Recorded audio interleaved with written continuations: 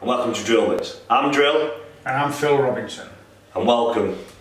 Hi Phil, how are you doing? I'm very well, Drill, thanks. And your good self? I'm alright, I'm surviving. What are you doing here today? Refereeing, doing a bit of few of the matches. Fitch will be doing the others. 3 apiece, I think, tonight, something like that. Steady night. Not too bad, not too bad. So, refereeing tonight. How many promotions do you referee for? At the moment, about 4. 4. Just sort of limiting myself to 4 now. Yeah. So I know where I am. I work full time, so it's trying to work it all around a full time job. So 4 is just a nice, easy number to work with. Yeah. How long have you been refereeing for? Well, I made my debut on the 13th of March 1987. Okay. Yeah. So you've been refereeing longer than I've been alive? Correct, yeah. Wow. Started at Victoria Hall in Keighley. Yeah. Well, it's my hometown, and I made my debut in my hometown 30 years ago now. Wow. So, where did you start when you was refereeing? I actually went, it all started doing a charity show for Airedale Hospital in Keighley, and where we put a charity show on, and I ended up wrestling. And then from there it just snowballed. I went to see a few shows, and eventually Max Crabtree said, "Do you want to try your hand at refereeing?" And here I am. Are you here 30 years later? Still 30 years later. Keep thinking about retiring and thinking, no, I'll just do another year and keep going. Cool. So have you wrestled on... Have you refereed on World of Sport? I did, but never on television. Never on television? No. Why is that? As I sort of started, it was coming to an end. Oh, was it? On British TV. So I still did quite a few shows around and about, but never got the chance on TV. Not really a regret, you know. Yeah. So how did you learn to referee? Obviously, there's no referee skills, I'm guessing. No, so, you just learn it. You learn it. You know, went into the deep end. Yeah. You know, back in the World of Sport days, you just went out to the ring, and it just unfolded before your eyes, and you had to cope with it. And you just learned as you went along. So you just learned on the job? Yeah, I think 5 years is a good apprenticeship for a referee. Yeah. You know, anything less than 5 years, and you're still, you know, wet behind the ears, in my opinion. Cool. So who did you learn off, or who did you get advice off? Jeff Kay from Hull. He was a old world sport wrestler. Yeah. Who turned referee, and he was a great sort of mentor for me. Gave me lots of advice. You know, if we're doing a show close to where he lived in Hull, he'd come along and watch and guide me. So yeah, Jeff Kay was a nice guy, and Emil Polvey as well, another old world of sport guy. Not a clue. No, not a clue. No, not a clue. Not a clue. And then after that, you're just on your own, you know, because they've obviously, you know, 1 or 2 are still alive. Most of them, unfortunately, have passed on. Yeah. But you never stop learning. That's the thing. You never stop learning. There's always something coming along in wrestling, and you've got to react to that situation. So, did the wrestlers not give you any advice on how to referee? I know it sounds a bit stupid like that. Once or twice they would. Yeah. Ace's actually a good guy. Yeah. You know, I refereed him, and he just reminded me that when he's messing about in the corner, always come with the blind side, not the open side. Which, yeah, good point. Cool. So you mentioned Giant Ace. Obviously, he's a popular wrestling figure in the British scene. Who else have you refereed for? Well, yeah, you're going back. You know, there's Stacks, Marty Jones, Kid McCoy. In fact, Kid McCoy I bumped into last week. I've not seen him in like 22 years. Yeah. And I bumped into him in the garage in Skipton, and we had a bit of a chat. We're meeting up for a drink in a couple of weeks, and just to sort of reminisce. Yeah. A lot of the old guys. And then when it finished on television, it obviously died in this country. Yeah. For 2 or 3 years, and it started to pick back up again, and that's where my career sort of relaunched, so to speak, with Hammerlock down in Kent, with Andre Sledgehammer Baker. I don't know if you've heard of him. No. No. No. So, what difficulties does your job come with as being a referee? Wrestlers, basically, you know, not sticking to the script. You know, they'll tell you something, and then they'll change their minds halfway through the match, and actually not tell you. What a bastards. They are. And you know, then you let a 3 count and that won't finish it, but you didn't get your shoulders up. It's not happened many times in my career. You always know, you know, when a wrestler when it's finished, someone's going to kick out. So you shouldn't make that mistake. But if they take the piss, I'm going to hit the 3 count and go. Unlucky. Have you ever been injured? No, touch wood, never been injured. Been hurt quite a bit with Simon Alvalor. You know, when he says, I'll take a clothesline, and he takes your head off. So you've taken a few ref bumps? Taken a few ref bumps. Been hurt, never injured. Never injured. Well, that's lucky, isn't it? You know, even, you know, taking a bump off the man T-Bone. Oh yeah, he's a big guy there. Onto a wooden floor. That hurt. But my pride had to kick in there, you know, I'm like, I'm going to carry on. How did that come around? I counted him out, and he sort of pushed me away, and as he pushed me away, I was already walking backwards. I lost my balance and went over, unfortunately. It was here at Hindley, on the wooden floor. Is that where you took it here? Yeah. I don't think I've seen that one. Was you nervous about taking it? No, it wasn't intended. It was just a push, and I were off balance and I went over. I don't mind taking ref bumps. Never ever take a ref bump on the first match. Obviously. You know, unless there's 2 referees. Yeah. But some say, oh, I want to take a bump. It's not going to happen. Yeah. I've got to stay through the rest of the show, and I can't, you know, make it look real. So it's not going to happen. So I'm going to be upset, but that's the way it goes. It's unlucky. Yeah. Is there any particular way that you do accounts, or do you use your hands? Always use my hands. Your forearm? Always use palm of my hands. Yeah. And I'm always flat on my stomach, right behind the guy who's getting pinned, so he can see my arm coming over. And if he's looking at me, I know that's not the finish. So it's a big 2, and then all the way down, just sweep my hand on the 3rd, and away we go. Cool. Because I was listening to a podcast a couple of days ago, and it had Charles Robinson on. Do you know who Charles Robinson is? The guy that thinks he looks like Ric Flair. And he was explaining that when he does a count, he uses all his forearm as well, because he was saying like, you just use your hand, you're eventually going to wear your wrist away or something. And he says obviously if you put your forearm into it as well, you get a bigger impact. Yeah, it never bothers me doing that. You know, at the end of the day, punters have come to watch you wrestle and not me referee. Yeah. I just want to be not seen, and if I'm not seen, then I've done my job. You know, the pay to watch wrestling, not me referee. Yeah. So, what makes a good referee? Someone who knows the sport inside out, you know, really knows the game inside out, can talk to the wrestlers in the ring. You know, you need to be able to talk, you need to be able to communicate. What really sort of grinds my bones are referees who jump up and down when there's a big move, or give it this. You know, I really want to get in the ring and punch them and say stop it. You don't need to do that. Yeah. The fact that T-Bone's superplex Dylan off the top rope, the crowd will mark out. You don't have to do it. Do you not think that adds a bit more to the match if you do that? No, I don't. Do you not? I'm totally old school on that. The crowd, they do their work, I do mine. Yeah. When a big move's been hit, my first objective is to make sure that 2 wrestlers are okay. Yeah. You know, rather than be pulling my hair out or marking out.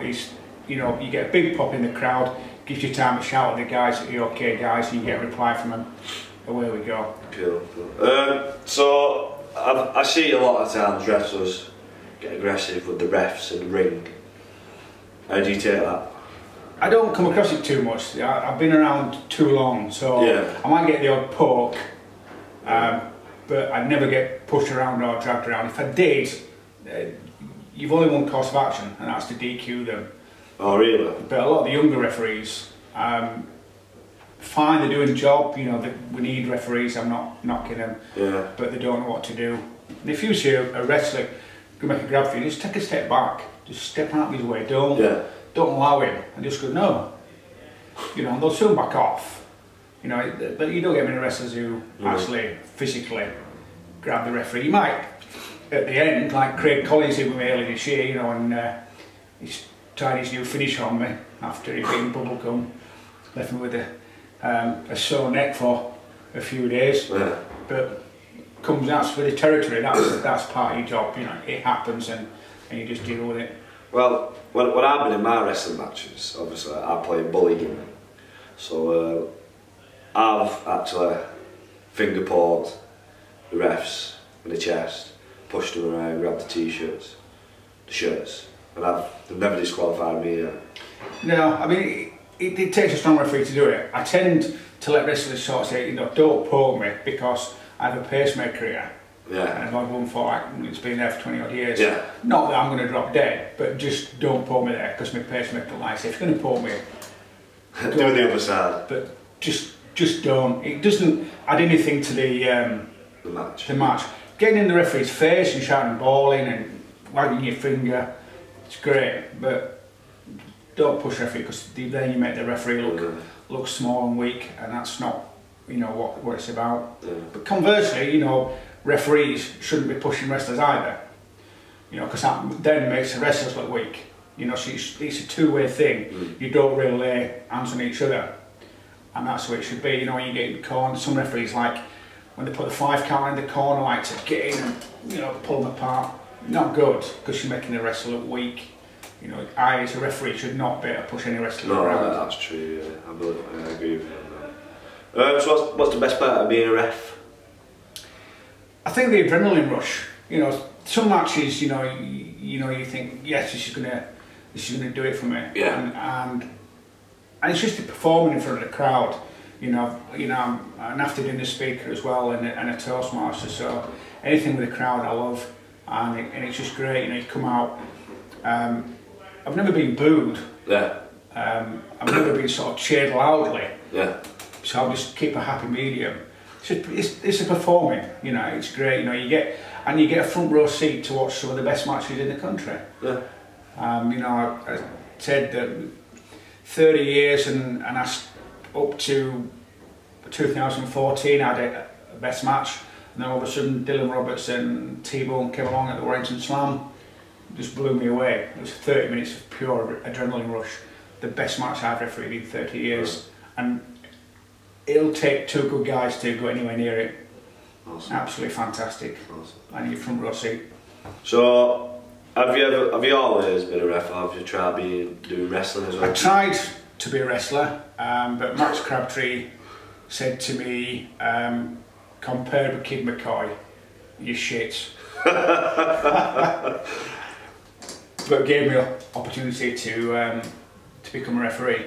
I have done bits and bats. Promoters have sort of said, we want to run this angle. Yeah. You know, will you do a bit? And I said, yeah, fine, okay. So bear in mind, you know, I've got a pacemaker, I've had a triple heart bypass, but I'm fine with it. Yeah. Jumping Jimmy Jackson last year at my birthday party. He wanted in on it. So you got spine buster. Behave yourself. But as soon as I said, do half an hour, I'm like, no. I'm quite happy refereeing for half an hour, but, you know, throwing myself around and bumping, not for me. So how long did your wrestling career last for? A week? No, we did just short of 12 months and I broke my foot. That's not too bad. Yeah, I broke my foot and it, wrestling, totally unrelated. I was out drinking, drunk and tripped up a pavement. Yeah. So I had a bit, not a long layoff, it wasn't a bad injury, and that's when Max Crabtree spoke to me, and yeah. Did you wrestle anyone? I wrestled Kid McCoy. Again, you'd have to look on YouTube, you know, some people know who Kid McCoy is. He was King Benson, both from Keighley, where I'm from, and he was a good lightweight. He was British lightweight champion, beat Stevie Gray. Yeah. So I wrestled him, I wrestled King Ben, Mal Cherry. So it's all good fun, he says. Awesome. Funny thing was that money back then, what you were paid, is probably more than what's been paid today. Is it? Well, yeah. But then, back then, you know, you'd go to Memorial Hall at Cleethorpes, and you'd have 500 or 600 in every time you went. Every show you played, wherever you went in the country, was packed out. Unfortunately, there's too many promotions in this country now, and shows don't get packed out. The odd one gets packed out. Yeah, the bigger ones with the bigger names. Yeah, the big ones, you know, get packed out, and other ones, I don't know how they survive. You know, they get 50 or 60 in, less on occasions. Yeah. But fair play to them, they still put a show on. You know, I mean, I've gone out there and worked with in front of 10 people. You've got to go, show's got to go on. You know, you can't just sort of say, well, we're not doing it all. You've set the ring up, everyone's turned up, go do it. To be fair though, the wrestling scene is actually making a comeback now. It is. It's getting stronger and stronger. Even some of the local promotions are getting TV time now. That's right, they are. You know, I mean, I know they sort of say, you know, we're getting TV time, and they're on the smaller stations, but still it's TV time. What I want to see now is a wrestling equivalent of the British Boxing Board of Control, because there's promotions running all over, and I'd be very surprised if they're all insured. They've got people who are first aid, trained, and it just needs some control somewhere before, and I'd hate to see anyone get seriously injured because of something not quite right. And it just needs that level of control where if you want to start your promotion up, you've got to go through a council and fulfil a list of obligations before we sort of say, yeah, you can go out there and put a show on. Otherwise you'll get every Tom, Dick and Harry doing it. True. Seems that way now anyway. Everyone's doing it. So, last few questions, right? Who's your favourite wrestler of all time? Of all time? Oh, good question. Rasputin. Not a clue. Old world the sport guy, Irish guy, long grey hair, come out in a monk's habit. Loved him. Great guy to work with. You know, I was refereed him. I've also been his second. Yeah, he's probably from a fan favourite point of view, but my favourite professional wrestler, shall we say, who I think just encompasses everything. And there's two, and don't tell them. If they watch this, fine, but don't tell them. And that's Bubblegum and Dylan Roberts. I think them two encompass everything there is about British wrestling for me. They're both consummate professionals, both on or sort of off and in the ring. And that's what it needs. You know, you get some wrestlers who hate to say can do the job in the ring, but are up their own ass out of the ring. What's your favourite venue you've refed? That would be Oaken Gates Theatre in Telford. Beautiful theatre. Did a Hammerlock show there with 1,200 people. Fantastic. Awesome. Always, Oaken Gates Theatre, Telford, without a shadow of a doubt. What's the best match you've ever refed? Best match ever. When I spoke about Dylan Roberts and T-Bone, Warrington Slam 2014. I must do what I was asking then. Oh yeah, that was it. What is your dream match you'd like to ref? My dream match, I can't stand American wrestling, so you can write off all the American guys. I'm not interested in those. From an English point of view, probably, oh dear oh me, where can I go? It certainly would involve Dylan Roberts. And I've never done Dylan and Bubblegum, so I'm going to have to say Dylan and Bubblegum. I've done them separate matches, but never together, and I think that would be just a match which would ignite the flame. Cool. Last question. What advice would you give to anyone who is either getting into wrestling business or wants to be a ref? Just listen and learn. You know, go to the guys who are doing it, ask advice. just listen and learn and keep on learning. Yeah. You know, you can't. Some people, you know, think after a year, 2 years they've made it in refereeing. You haven't. You know, I'm watching referees now who are in the second and third year and they're still making the same mistakes. You need to have the ability and confidence to go to someone and say, well, what do you think about that? I will never, when I've refereed a match, if someone comes to me and says, well, what do you think of it? I will tell them. Yeah. I won't tell them they were good just so they're happy. I will tell them. But if I say it wasn't good, or whatever words I want to use, I will explain why. Yeah. It's pointless me saying to you, that was shit, and you go home to the wife, that was shit. But if I tell you why, then that gives you hope and something to build on the next match. I mean, I don't know everything about wrestling, but I've been around long enough, hopefully, to give the right advice to the right people. Yeah, that's the main thing, isn't it? No one wants to go to shit life, it's just shit. Everyone needs an explanation out there to tell you why you were shit or why this is wrong, try to do this.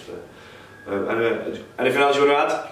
No, just thanks for your time, and people, if you want to get any advice on wrestling, you'll find me on Facebook, Phil Robinson. Thanks. Cheap block, you bitch. Anyway, thanks for talking to me today. I hope you guys enjoyed it. Yeah. I enjoyed talking to you. Enjoyed it. I'm Drill. I'm Phil. I'll catch you down the road. Bye.